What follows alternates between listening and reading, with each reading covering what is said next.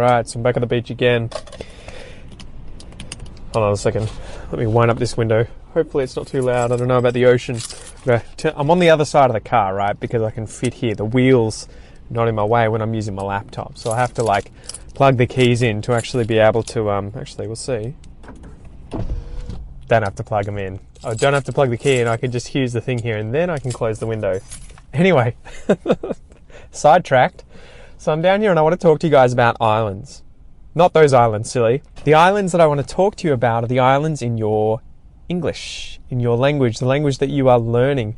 Okay, so I have been reading lately this amazing book on working with advanced foreign language students by Boris Shechtman, I think I pronounced that right. And I remember this from another book of his. He talks about islands, and this is one way in which you can rapidly improve your speaking, your confidence, and your ability to have conversations in English by developing islands. Okay, so to define islands, I think broadly there are kind of two types of islands. There are subjects, so big topics of which you are very familiar with.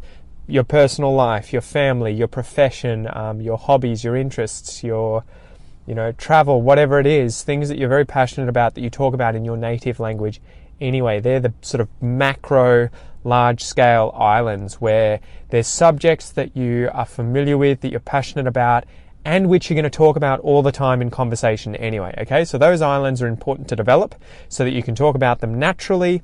So in terms of developing those islands, you need to know vocabulary, obviously, to be able to talk about those things. You need to have the right grammatical structures in place and have learnt those, as well as collocations and expressions that are related to those large islands. Now, all of those things are the kind of micro-scale islands. So sentences or structures within sentences that you can remember by rote without having to think are those kind of smaller islands in a larger island that is the entire subject. That's my sort of take on what he's been talking about in this book. And I sort of have a few stories here to tell you that will hopefully help you get your head around how to do this and how to apply this.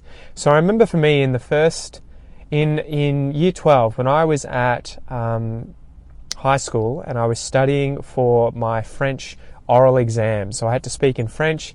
It was my 6th year studying French at school and I had my final exams. I think I had a written one, an oral one. And I was terrified about the oral one because like with most of you guys, I think, who learn languages at schools, oral exams tend to terrify everyone because speaking is one of the things you practice the least, right? You tend to be using workbooks, writing things down, watching the teacher write on the board and listening to the teacher, but you never, or at least very rarely, get a chance to speak yourself. So I was terrified. I had to get a private tutor. I remember her name was Madame Mirza.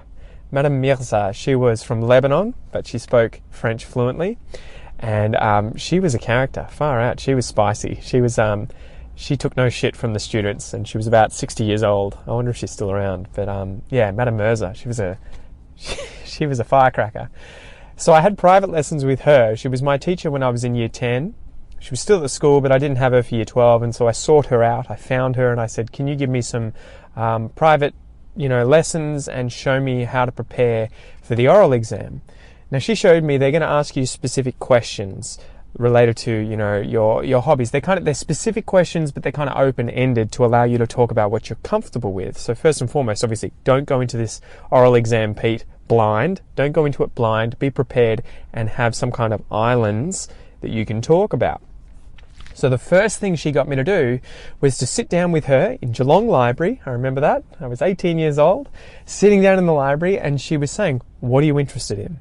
What do you like?" Right? So I was telling her, I remember about the fact that I liked to surf at the time, and she was asking me, "What do you have any pets? Tell me about your family."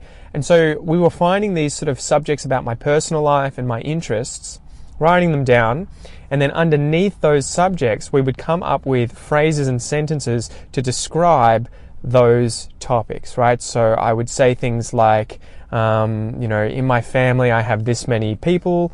I'm thinking in French, literally translated. There are this many people. There's my sister, my dad, my mum.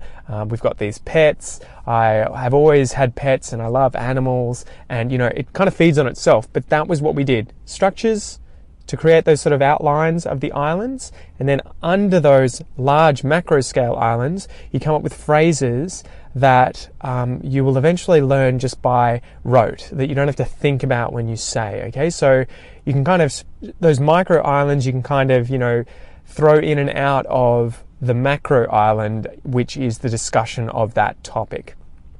The good thing was this worked so well for this exam that I had in French, because my level in French wasn't bad. It wasn't horrible. It was nowhere near, fluent, at least my view of fluent today. I probably at the time thought it was pretty close to fluent. Ignorance is bliss, right? But because I had practiced and I had developed these islands and I knew what I wanted to talk about, and I had sort of an understanding of how to direct the conversation towards these islands, my little safe points, where I knew what I wanted to say, I knew how to say it, and I was comfortable there. When I went into the oral exam, I wasn't as nervous. I was still pretty nervous, but I wasn't as nervous as if I had gone in blind, unprepared. I knew what I was going to talk about, and when they asked me questions like, what are your hobbies?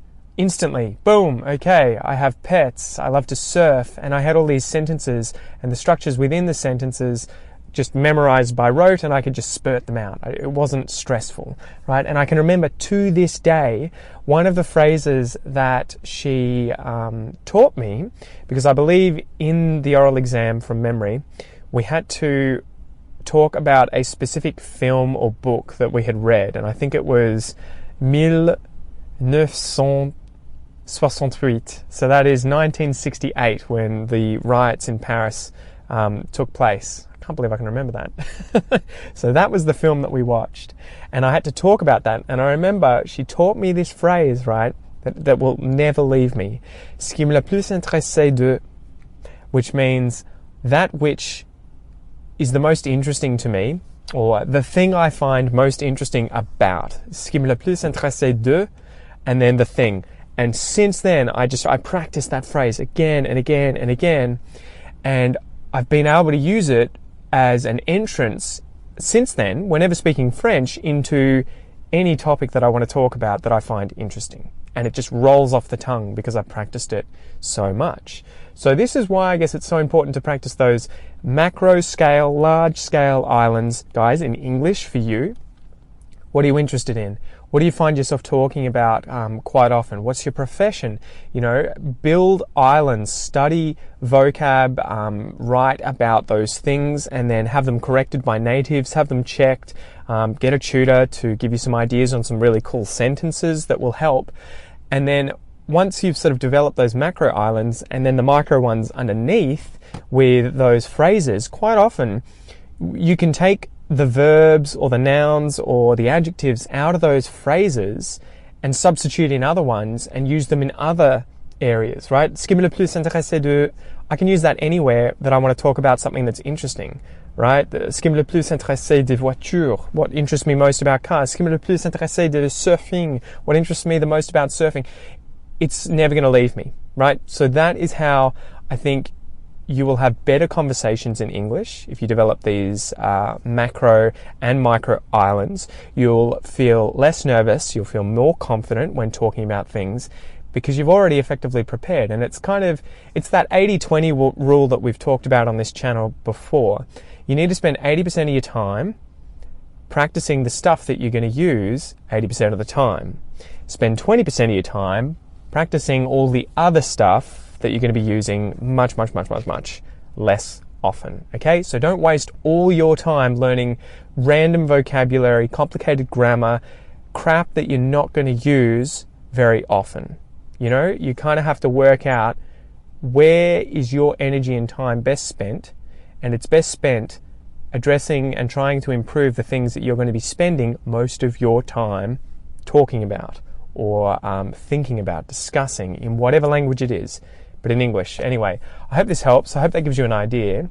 The other story I had, again, I always talk about jiu-jitsu, and it's so funny how much I feel jiu-jitsu, it's a language. Once you start doing jiu-jitsu, every single time you fight someone, because jiu-jitsu kind of differs from karate and all these other martial arts in that you have to test your actual skills that you've been practicing every single time you train with other fighters. So it's a contact sport, but it's full on. There's no, in karate, I mean, you can fight other people. There are those full contact versions of karate, but they're not very common in Australia.